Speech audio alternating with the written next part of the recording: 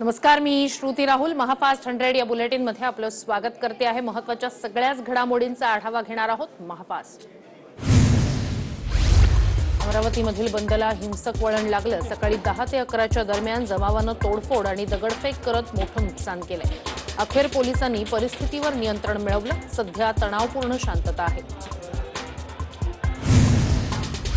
अमरावती शहरातील हिंसाचारावर नियंत्रण मिळवण्यासाठी पोलिसांनी संचारबंदी लागू केली आहे. अचानक भडकलेल्या हिंसेवर ताबा मिळवण्यासाठी अमरावती शहरात कलम 144 लागू करण्यात आले.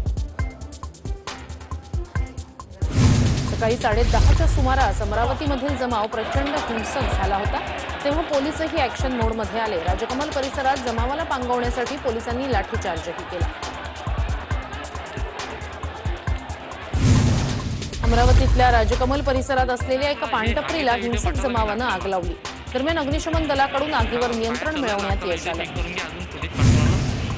अमरावतीमध्ये हिंसक झालेल्या जमावाला पांगवण्यासाठी पोलिसांनी पाण्याचा मारा केला. तसंच अश्रुधुराच्या नळकांड्याही फोडल्या. शहरात सध्या प्रचंड पोलीस बंदोबस्त तैनात आहे.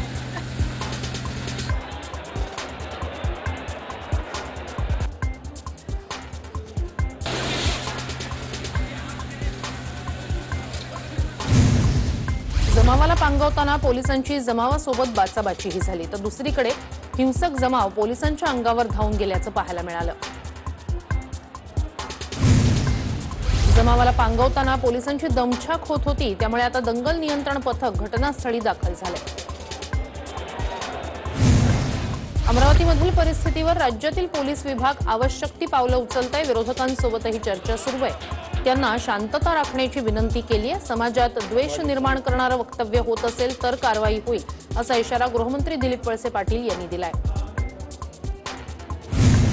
राज्यातील तणावाच्या परिस्थितीचा सर्वाधिक फटका गरिबांना बसणार आहे. त्यामुळे जातीपातीचा विचार करू नका, माणुसकीचा विचार करा, असं आवाहन अजित पवार यांनी केलंय. तसंच कुणी भावना भडकवत असेल तर बळी पडू नका, असंही अजित पवार म्हणाले.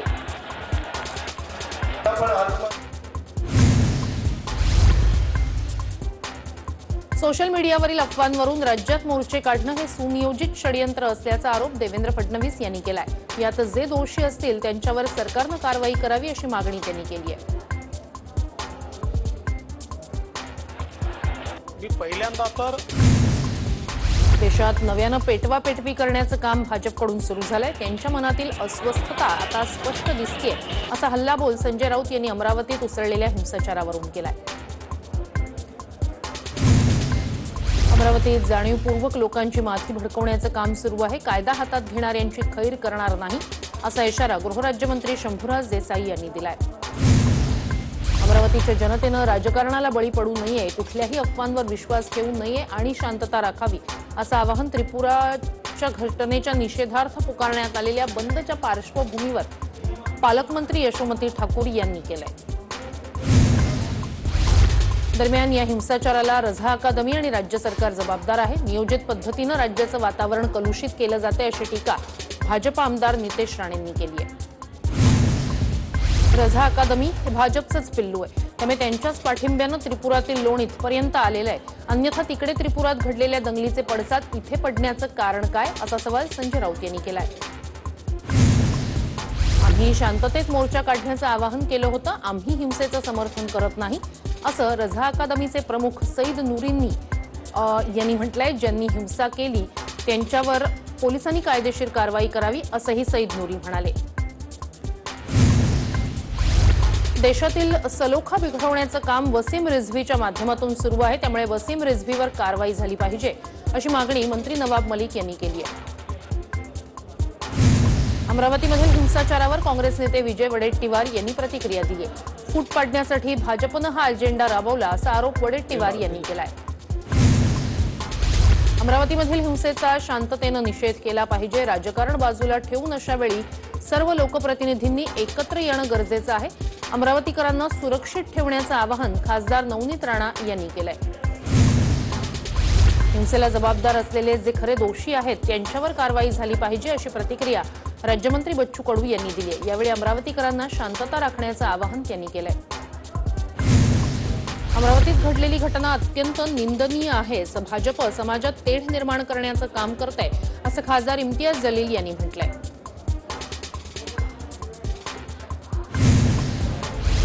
राज्यात हिंसाचाराला थारा नाही. राज्यात विनाकारण अस्थिरता पसरवणाऱ्यांना कुणाची चिथावणी होती का, याची गृहमंत्र्यांनी चौकशी करावी अशी मागणी ट्विटद्वारे भाजप नेते प्रसाद लाड यांनी केली आहे.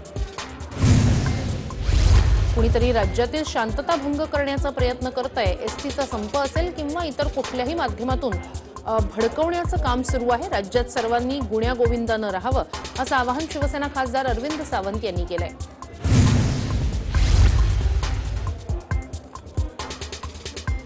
त्रिपुरातील घटनेचे पडसाद राज्यभरात उमटतायत. राज्यातील जनतेनं अशावेळी संयम राखावा असं आवाहन माजी मंत्री एकनाथ खडसे यांनी केलंय. ते पंढरपुरात बोलत होते.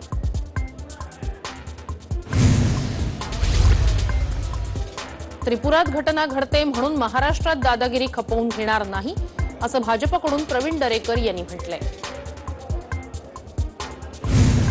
वाशिममध्ये जमावाकडून दुकानं जबरदस्तीनं बंद करण्यात येत होती. यावेळी बंदला विरोध करणाऱ्यांच्या दुकानांवर आंदोलकांनी दगडफेक केली. त्याचा व्हिडिओ सध्या सोशल मीडियावर व्हायरल होतोय. मालेगावात आतापर्यंत दगडफेक करणाऱ्या तिघांवर पोलिसांनी गुन्हा दाखल केलाय. दरम्यान मालेगावमध्ये सध्या परिस्थिती नियंत्रणात आहे. जिल्हा ग्रामीण पोलिसांनी नागरिकांना शांत राहण्याचं आवाहन केलंय. मालेगावातील तणावाची परिस्थिती पूर्वपदावर येते. मात्र खबरदारी म्हणून पोलिसांकडून बंदोबस्त तैनात केला गेलाय. अमरावतीत झालेल्या हिंसाचाराच्या घटनेची जिल्हाधिकाऱ्यांकडून माहिती घेण्यात आलेली आहे. या संदर्भात 4:30 वाजता भूमिका मांडणार असं बाळासाहेब थोरात यांनी स्पष्ट केलंय. अमरावतीत घडलेल्या हिंसाचाराच्या घटनेचा मराठा क्रांती ठोक मोर्चानं निषेध केलाय. तसंच हिंसाचार करून दुकानांची तोडफोड करणाऱ्यांवर तात्काळ गुन्हे दाखल करा अशी मागणीही करण्यात आली आहे. औरंगाबादमध्ये महागाई विरोधात शिवसेना खासदार संजय राऊत यांच्या नेतृत्वात भव्य आक्रोश मोर्चा काढण्यात आला. या मोर्चात चंद्रकांत खैरे यांच्यासह मोठ्या संख्येनं सेना कार्यकर्ते तसंच सामान्य नागरिकही सहभागी झाले होते. राज्यात राष्ट्रपती राजवट लावण्याचं भाजपचं कट कारस्थान आहे. मोदींचं सरकार म्हणजे निजामशाही आहे असा घणाघात राऊतांनी केलाय. भाजपनं महागाई विरोधात बंदचं आवाहन करावं. आम्ही त्यांच्या पाठीशी आहोत अशी प्रतिक्रिया संजय राऊत यांनी दिली आहे. औरंगाबादमध्ये महागाई विरोधातील शिवसेनेच्या आक्रोश मोर्चाला मनसेनं प्रतिमोर्चा काढून आव्हान दिलं. दरम्यान मोर्चा काढणाऱ्या मनसे कार्यकर्त्यांना पोलिसांनी ताब्यात घेतलं. संजय राऊत यांनी मनसेच्या प्रतिमोर्चावर निशाणा साधला. मनसेला कदाचित महागाईची झळ बसत नसावी. महागाईसाठी मनसेला अनुदान मिळत असेल असा हल्लाबोल राऊतांनी केलाय. परिवहन मंत्री अनिल परब आणि शरद पवार यांच्यात बैठक झाल्याची माहिती मिळतेय. एसटी संपाबाबत तोडगा काढण्यासंदर्भात दोघांमध्ये महत्वाची चर्चा झाल्याचं समजतंय. राज्यात चिघळलेल्या एसटी कर्मचाऱ्यांच्या संपाबाबत चर्चा करण्यासाठी परिवहन मंत्र्यांनी बैठकीचं निमंत्रण दिलंय. आता चर्चेतून मार्ग निघणार की संप कायम राहणार या निर्णयाकडे सगळ्यांचंच लक्ष लागलंय. एसटी संपाबाबत मुख्यमंत्री आणि शरद पवार यांनी लक्ष घातलंय. त्यामुळे कर्मचाऱ्यांनी आत्महत्येचा विचार काढून टाकावा असं आवाहन उपमुख्यमंत्री अजित पवार यांनी केलंय. मुख्यमंत्र्यांची प्रकृती स्थिर झाल्यानंतर एसटी कर्मचाऱ्यांच्या मुद्द्यावर राज ठाकरे आणि शरद पवार मुख्यमंत्री उद्धव ठाकरे यांची भेट घेणार आहेत अशी माहिती मनसे नेते बाळा नांदगावकर यांनी दिली आहे. कामगारांच्या घामाचा तिरस्कार करणारे आज एसटी कर्मचाऱ्यांचा संप चिघळवण्याचं काम करतायत. श्रमिकांची माथी भडकवण्याचं काम भाजपकडून सुरू आहे असा घणाघात संजय राऊत यांनी केलाय. पुण्यातील स्वारगेट आगारात गावाकडे जाण्यासाठी प्रवाशांची गर्दी पाहायला मिळतेय. त्यामुळे आजही प्रवाशांसाठी खासगी वाहनं, शिवनेरी आणि शिवशाहीची बस सेवा सुरू ठेवण्यात आली आहे. पुण्याच्या स्वारगेट आगारातील कर्मचाऱ्यांनी आक्रमक पवित्रा घेतलाय. विलिनीकरणाची मागणी पूर्ण होत नाही तोपर्यंत मागे हटणार नाही असं आंदोलनकर्त्यांनी म्हटलंय. पिंपरी चिंचवडच्या वल्लभनगर आगाराच्या 6 कर्मचाऱ्यांना निलंबित करण्यात आलंय. नोटीस हातात न देता कर्मचाऱ्यांवर शिस्तभंगाची कारवाई करण्यात आली आहे. गोंदियामध्ये एसटी बस बंद असल्यानं विद्यार्थ्यांना त्याचा नाहक त्रास सहन करावा लागतोय. प्रवास असुरक्षित असल्याचंही विद्यार्थ्यांचं म्हणणं आहे. परळीमध्ये एसटी कर्मचाऱ्यांच्या संपामुळे बस स्थानकात शुकशुकाट पाहायला मिळतोय. बस बंद असल्यानं वैद्यनाथ मंदिरात भाविकांची गर्दी देखील कमी असल्याचं दिसून येतंय. एसटीचा संप 6व्या दिवशीही सुरूच आहे। प्रवाशांची होणारी गैरसोय टाळण्यासाठी लालपरीची जागा आता काळ्या पिवळ्या वडापनं घेतली आहे। सोलापूर आगारातील एसटीच्या 350हून अधिक फेऱ्या या कर्मचाऱ्यांच्या संपामुळे सलग 6व्या दिवशीही रद्द करण्यात आल्या। तर दुसरीकडे शासनानं परवानगी देऊनही नागरिकांनी मात्र खासगी वाहतुकीकडे पाठ फिरवल्याचं चित्र आहे। कोल्हापुरात एसटी कामगारांनी बस स्थानक परिसरात भजन आंदोलन केलं। या भजनाच्या माध्यमातून कर्मचाऱ्यांनी व्यथा मांडण्याचा प्रयत्न केला। एसटी कर्मचाऱ्यांच्या संपाचा आजचा 10वा दिवस आहे, त्यामुळे बीडमध्ये संतप्त आंदोलनकर्त्यांनी सरकारची प्रतिकात्मक दशक्रिया घालत निषेध केलाय। वाशिममध्ये निलंबित एसटी कर्मचाऱ्यांना मुख्यमंत्री उद्धव ठाकरे यांना रक्तानं पत्र लिहिलंय। मुख्यमंत्री साहेब, आपण सकारात्मक निर्णय घ्यावा अशी मागणी रामेश्वर मुसळे या कर्मचाऱ्यानं पत्रातून केली आहे।